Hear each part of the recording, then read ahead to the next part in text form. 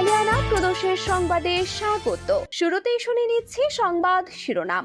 RUCSU, GS আম্মার এবং শিবিরের মব সন্ত্রাসী শিকার দুই শিক্ষার্থীকে মব সৃষ্টির অভিযোগে গ্রেফতার করেছে পুলিশ।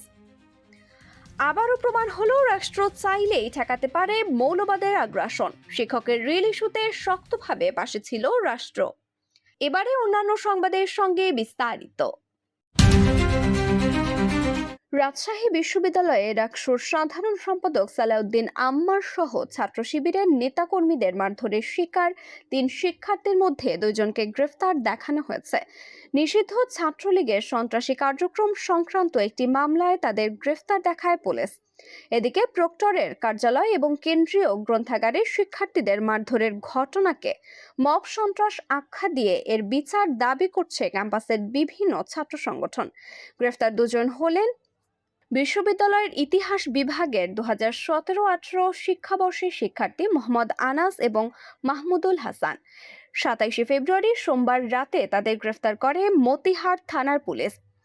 বিশ্ববিদ্যালয় সূত্রে জানা গেছে, সংস্কৃত বিভাগের এক ছাত্রীর অভিযোগকে কেন্দ্র করে গত রোববার রাতে প্রক্টর কার্যালয়ে বৈঠক হয়। ওই ছাত্রীর অভিযোগ, তাকে প্রেমের প্রস্তাব দিয়ে প্রত্যাখ্যান হন একই বিভাগের শিক্ষার্থী মহসিন আলম। এক পর্যায়ে ওই শিক্ষার্থীকে ভয়ভীতি দেখিয়ে ক্যাম্পাস ছাড়ার হুমকি দেন মহসিন। ওই বৈঠকে অভিযুক্ত ব্যক্তির পক্ষে উপস্থিত ছিলেন আনাস, হাসিব এবং মাহমুদুল হাসান। এক পর্যায়ে তাদের সঙ্গে প্রক্টরের বাকবিতণ্ডা হয়। সোমবার দুপুরে বিষয়টি নিয়ে আবার বৈঠক হয়। সেখানে রাকসুর জিএস সালাউদ্দিন আম্মার সহ কয়েকজন নেতা আনাসকে নিষিদ্ধ ছাত্রলীগের কর্মী বলে দাবি করেন। এ সময় তার মুঠোফোনে ছাত্রলীগের কয়েকজন নেতার সঙ্গে তোলা ছবি দেখিয়ে মারধর করা হয়। পরে পরিস্থিতি শান্ত হলে প্রক্টর দপ্তর থেকে বের হয়ে যান সবাই। পরে আনাস, হাসিব এবং মাহমুদুল কেন্দ্রীয় পাঠাগারের 5 কক্ষের সামনে অবস্থান নিলে সেখানে তাদের সঙ্গে রাকসু এবং ছাত্র শিবিরের নেতাকর্মীদের বাকবিতণ্ডা এবং ইট পাটকেল নিক্ষেপের ঘটনা ঘটে। এক পর্যায়ে তারা 5 কক্ষের ভেতরে আশ্রয় নেন। অভিযোগ উঠেছে, এরপর রাকসু এবং ছাত্র শিবিরের নেতাকর্মীরা 5 কক্ষে ঢুকে তাদের মারধর করেন। হামলা ঠেকাতে গিয়ে কয়েকজন সাধারণ শিক্ষার্থীও আহত হন। আহত শিক্ষার্থীদের হাসপাতালে নেওয়ার সময়ও তাদের ওপর হামলার অভিযোগ ওঠে। পরে প্রক্টোরিয়াল বডি, শিক্ষক, পুলিশ এবং শিক্ষার্থীরা পরিস্থিতি নিয়ন্ত্রণে আনেন।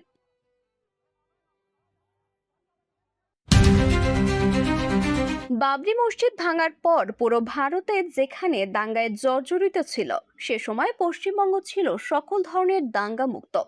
তৎকালীন রাজ্যটির মুখ্যমন্ত্রী জ্যোতি বসুর কাছে জানতে চাওয়া হয়েছিল, কেন পশ্চিমবঙ্গ কখনো দাঙ্গা হয় না। এই বাম নেতা তখন বলেছিলেন, কারণ স্টেট সেটা চায় না। কথা রাজনৈতিকভাবে কতটা সত্য বাংলাদেশে তার প্রমাণ আবারও মিলল। রাষ্ট্র চাইলেই মৌলবাদীদের দাঁত ভেঙে দেওয়া অসম্ভব কিছু নয়।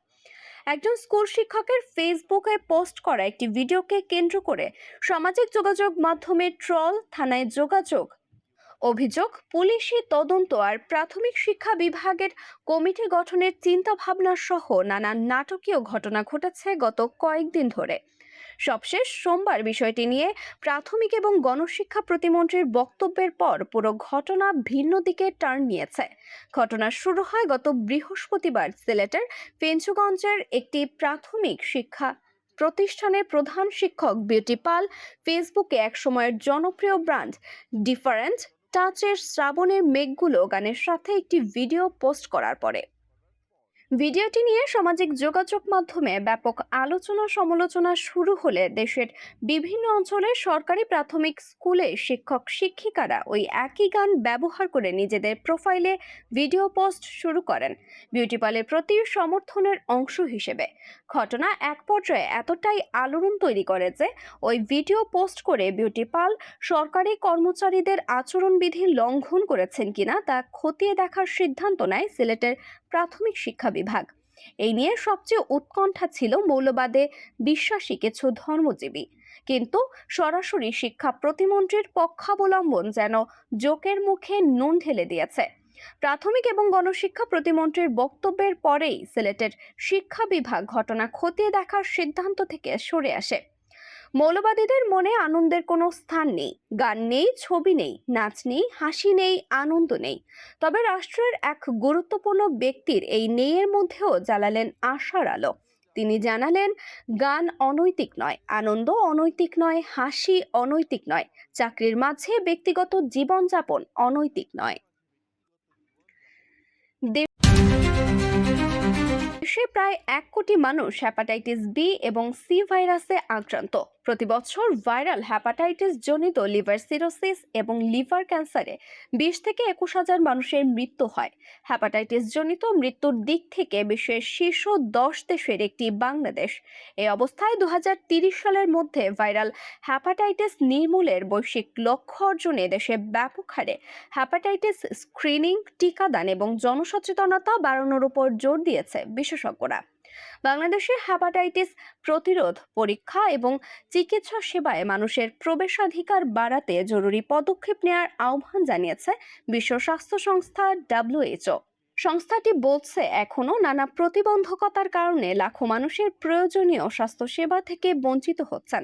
সংস্থাটির তথ্য অনুযায়ী দীর্ঘমেয়াদী ভাইরাল হ্যাপাটাইটিস বিশ্ব সংক্রামক রোগে মৃত্যুর প্রধান কারণ। প্রতি বছর এই রোগে আনুমানিক 13 লাখ মানুষের মৃত্যু হয়, যার বেশিরভাগই লিভার সিরোসিস বা লিভার ক্যান্সারের কারণে।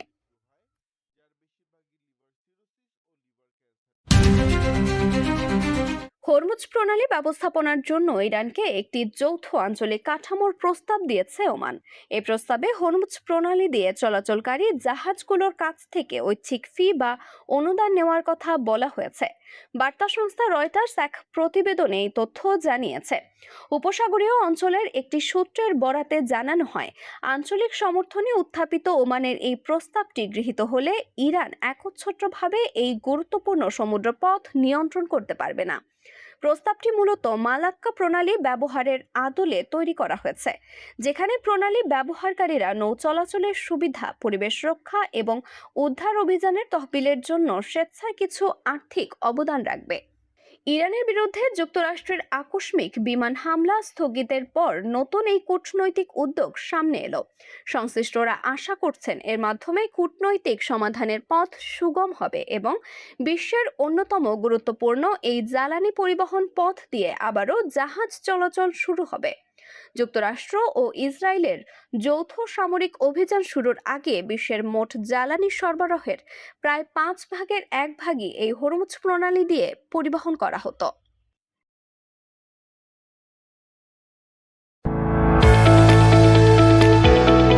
এবারে শুনে নিচ্ছে বাঙালিয়ানা বাণিজ্যের সংবাদ।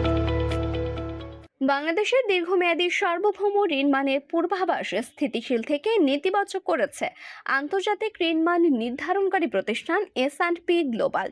তবে দেশের দীর্ঘমেয়াদী ঋণ মান B+ এবং স্বল্পমেয়াদী ঋণ মান B বহাল রাখা হয়েছে।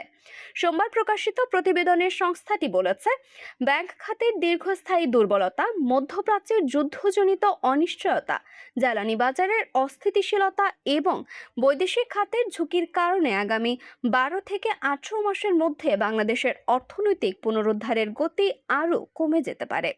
এসব কারণে পূর্বাভাস নেতিবাচক করা হয়েছে।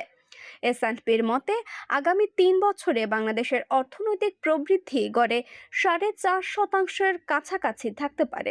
দুর্বল ব্যাংক খাত, জ্বালানি বাজারের অনিশ্চয়তা এবং তৈরি পোশাক রপ্তানির অনিশ্চিত পরিস্থিতির কারণে প্রবৃদ্ধি আরও সীমিত থাকবে।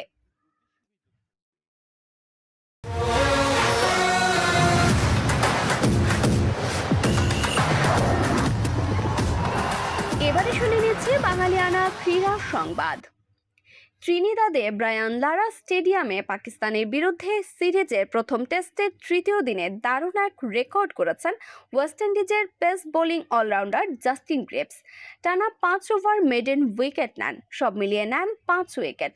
অর্থাৎ এই 5 ওভারে কোনো রান না দিয়ে প্রতি ওভারেই একটি করে উইকেট নিয়েছেন।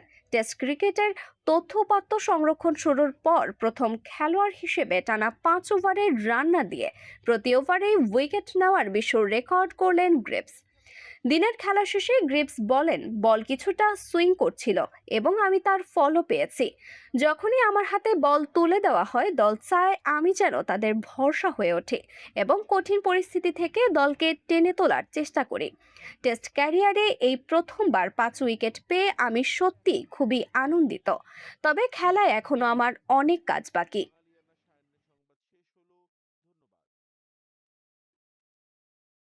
বাঙালিয়ানা রাতের সংবাদ শেষ হলো। ধন্যবাদ।